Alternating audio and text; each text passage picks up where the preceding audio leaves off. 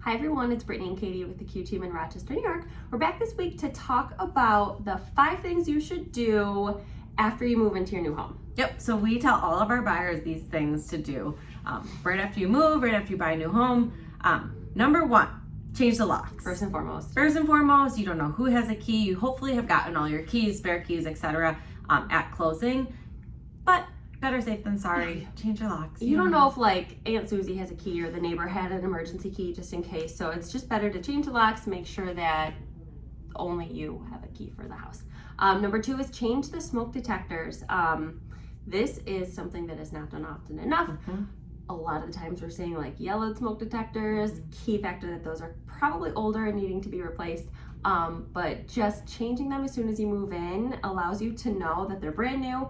And it's also a reminder that, you know, in a few years when you say, oh, I wonder how old those smoke detectors are, you'll know. Exactly. And what we recommend a lot is they make the 10-year lithium ion batteries now, where you basically put it up, it's good for 10 years. When it's dead, you completely change it and replace it. So you kind of have that cycle where you don't have to remember to change the batteries all the time, blah, blah, blah. And then it's a decade reminder when you put it in your house. That makes you feel old. That's when what you that speak does. in decades, you're like, oh. You're like, oh my God.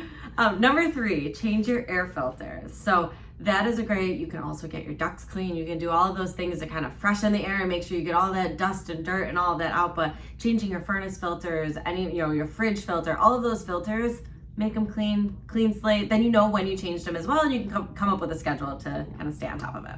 Another very important one is change your toilet seats. Say no more. It's affordable.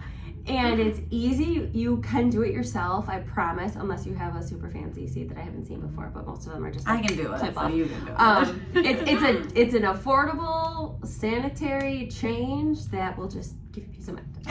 And the last thing is to learn where your emergency shutoffs are. This one's important. So knowing where your gas shutoffs are, your water shutoffs, all of those emergency important things, so that when you hopefully are never, but if you happen to be in crisis or something's going wrong, you know where to run to turn something off, your main shutoff or your electrical panel. All of those things are super important to know so that you have all the safety information for your house. So those are the 5 things to do after you move in.